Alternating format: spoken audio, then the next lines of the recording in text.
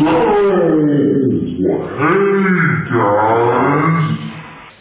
Minority Report, the TV series, is new on Fox tonight. It stars Meagan Good. She's the lead detective. And it stars Meagan Good and Stark Sands. Yeah, I was there to say that. And Stark Sands is the precog. Okay, so twin boys. One of the twin boys. So this is a TV adaptation from the film that Tom Cruise is in. I just said that. I just said the TV series. No, they might not know it's from a movie. Minority Report was a movie in 2002 with Tom Cruise, because not a lot of people might not know that. So with Tom Cruise, so it's basically the same thing, but just now. Oh no! It's basically the same thing where it's the precogs can see crimes that happened before. Yeah, but on a movie they was doing it, whereas it was pre-crime. They stopped the people. They used the precogs to see crimes before they happened. Then they arrested those people, and then they locked them away from a crime they actually didn't commit. But they was going to come in. Well, that's like in this show they were saying that they covering that up. That actually they could have changed it, but they locked them up. So Dash, he's a precog, and he's having a kind of a rough kind of time. Oh, and this is set in 2065, 11 years from the 10 years. It's 11. 10 years. Everybody said 10 years. No. 10 years. Okay, whatever. It's those years from the 2054 when pre-crime was abolished, which I guess what happened in the movie. I never saw the movie before. Yeah. So pre-crime was abolished, and now. What do you mean you never saw the movie? I never saw the movie. You saw the movie? No, I didn't. I saw clips of it. Okay. Right. Yeah, so I never saw it before, so now it's abolished, and now basically the detectives don't really know anything. It's just like normal. But it's like normal, I guess, now. But before they used to rely on that, so now they don't rely on that. So now they gotta actually figure crimes out. But now it's easier for criminals to be more slick and sly and stuff, because now the detectives aren't smart, really, kind of. Well, with Meagan Good, she's the lead detective. Remember I told you that? Lara Vega. Laura Vega. Laura Vega. No, it's not Laura. It's Lara. Anyway, she has these it's this technology, just like on the movie too, when they do like the flash and all this stuff, and like she could see, or she was trying to figure out the crime. She was trying to figure out to see what happened in the crime scene when they using technology, like when they be walking it out in like the real and other crime shows. They're like, well, she did this and she did that. They have actual technology for it, and she got something built in her eye where she can see through cameras and stuff. Because I don't know how old she's supposed to be. I don't know how old she's supposed to be, but they was like that precog was before her time, so I don't know how old she's supposed to be. If this happened like 10 years when it was abolished, then she shouldn't be. It was 10 years ago.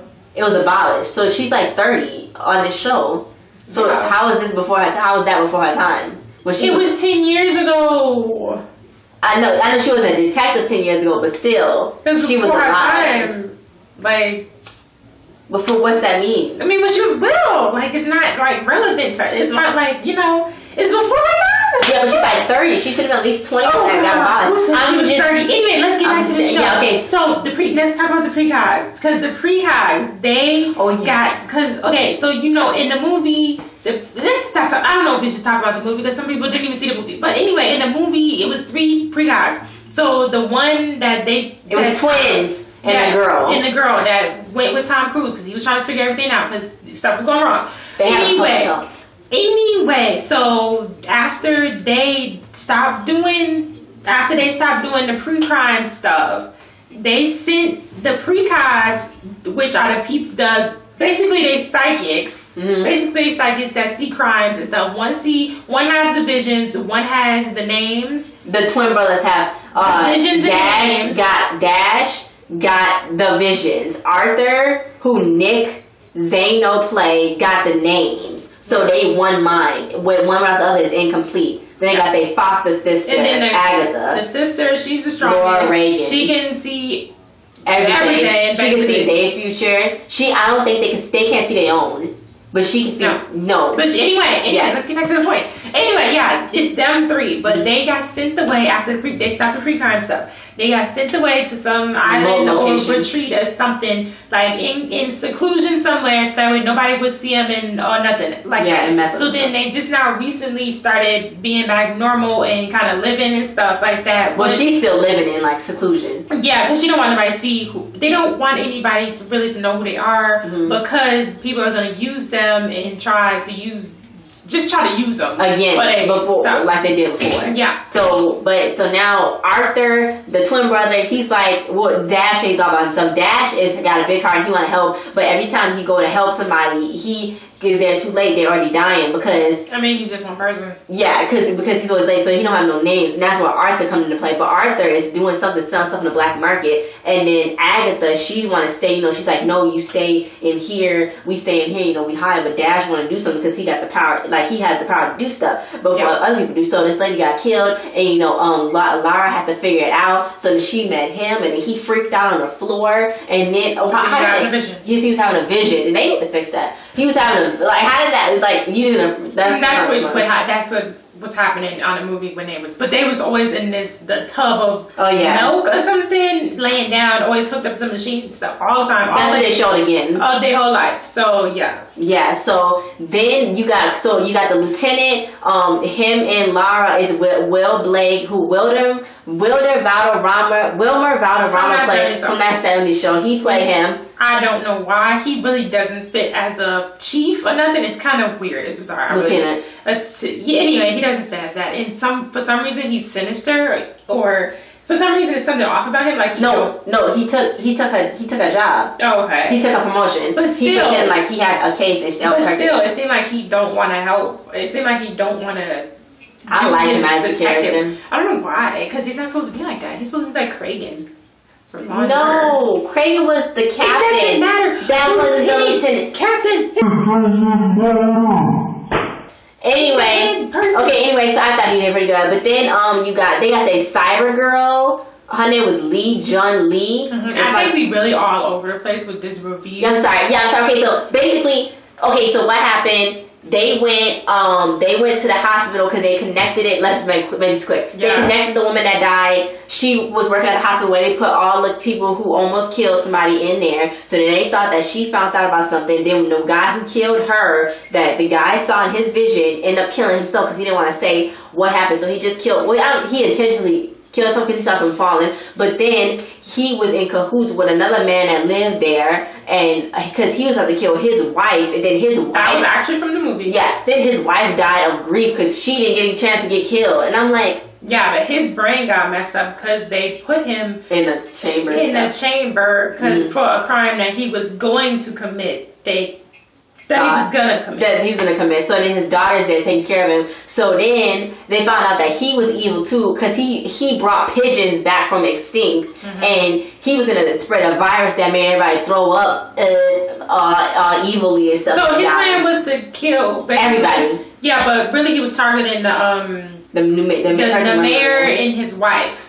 Yeah. So Meagan Good and the precog Andrew Stewart Jones is the mayor. Meagan Good and the precog guy. Oh wait, no, he lost. Went and they went and they found him with the help of Arthur, which is the precog's brother that don't really want to be involved with the police or nothing. And he was kind of hitting on Meagan Good too. And then anyway, so they, with the help of him, they found the guy that was trying to kill the mayor and his wife and really everybody else that was at the rally. So they found him, and then they ended up killing him because he had a vision right there that Meagan Good died. So Meagan Good actually died, but he saved her life, and it's kind of weird. Like it's weird. Like he just be having visions while he's walking on the spot. He's having a vision. Yeah. So I guess that's kind of what the machine was for, because it would tell them, because it was really running through their mind and stuff. Because they hooked the guy that used to hook him up before, they hooked him up again to see how that happened and stuff. When they shocked him, his mouth was open, and he was like, because it was surging through, it was going through his brain. So so they found him, they caught him. The daughter was actually in on it because she was like, you took my family away and stuff. So she died from that blaster gun. So they committed 2 murders. Overall, it was self-defense. Overall, what did you think of the show? I guess it was good. Minority Report. Yeah, I guess it's good. I heard some people saying it was lacking something. I don't know what. For me, at the first part, it was kind of. I mean, it was kind of boring. I was kind of waiting for it to pick up, and it kind of picked up, and it kind of went back slow. But it was still kind of interesting. But she got a little brother in her. But I don't know. I think they need to do some more and get like into more stuff, like into more of her character and into more of what the year set in. That's not really important to me, but I just want them to get more into her character, into more detail, maybe of I don't know, of the science and everything, maybe, and all that. And I need them to stop making her wear tight clothes. Like, she's kind of over that in her years past this time. You know, she always lit her lips. She's like married to a pastor or whoever now. And she's like really dressed classy and stuff. And in this show, like, people, I read some comments before we did this review. People were saying like it was unnecessary for her at the end when she was running, and then that leather jacket she was wearing, that buttoned up here, but then right here it was open. That was kind of it was unnecessary. So they can fix that too. And all I want to say, it was funny when the mom was like, me and your dad met on Tinder, and then she was like, I got my dad's his old records and music. Then he was like, I remember this Trouble by Iggy Azalea. He's like, we had a lot of time on our hands. I think that's what he said. And I was like, shade. Yeah, but so her mom is like 60 something, and she had a son because she went off of birth control or something. Yeah, her son she got a brother, and the actor's name Zane. So other people was saying like they like the show. Some people like it, some people don't. But they want the show. They want to watch the show, but they don't want to get too attached because it's on Fox. And everything that comes on Fox gets canceled after the first season. Just like the show that was recently on with Michael Ealy called Almost Human, which they say is basically almost like this show. It's off? Yeah, they got canceled after the first season. So they say Almost Human and Tara. I know you're talking about Tara. Tara Bana. Yeah, I know. Something like that. Tara something. Just I don't know. I don't know what that is. But Almost Human was a sci-fi show just like this. So they was like, this just might get canceled, even though they like it and they want to see more of it. Yeah. And remember, she had a show on 2012. I think she had a show on NBC called Deception, and that got canceled. And that was actually pretty good. So yeah, but for this to stay on, they're gonna have to make a stronger foundation. They're gonna have to do something that's not typical, because this was kind of normal, typical. You know, kind of opposite attract duo. Then the strong, tough woman with the tight clothes on, the cop. So it's So we gotta need to step the game up, because his review was so long. I'm so sorry. You kept talking. Anyway, so guys, thanks for watching this. Like, share, and like, share, subscribe, and comment. Subscribe to our channel. Comment on comment if you like the show. Jesus, comment on the show. Comment just what your thoughts on the show. Don't comment your thoughts on this review though, because I know it was a mess. Just comment your thoughts on the show and like the video. It. I hope it stays on. This was just the pilot episode. They said this was actually a new version of the pilot episode. So stay tuned to tomorrow night. Empire come on actually. So does Rosewood. So we most likely going to be doing a review on that. Well, I'm probably going to try to do a review on that. Yeah, and try to watch that. I hope Rosewood, Scream Queens, everything. So we'll see you guys not tomorrow, the 23rd. No, tomorrow. Scream Queen, the Scream Queen. Yeah. So check out the links in the description below. You said that. And send it to Meagan Good and stuff. Send it to everybody. Meagan. I want to support Megan Fox. Megan Fox, Wilmer. I want to support Megan Fox because I love Megan Fox. What's his name? Oh my god. The lead guy. Oh my gosh. I think the thing stopped taping. Stark. It was Stark and Nick Zano. Something like that. Yeah, guys, we like y'all. I like Nick. I like how they cast that Nick Zano guy. That was cool because he fit perfectly. It looked like his hair's good. Okay. You done?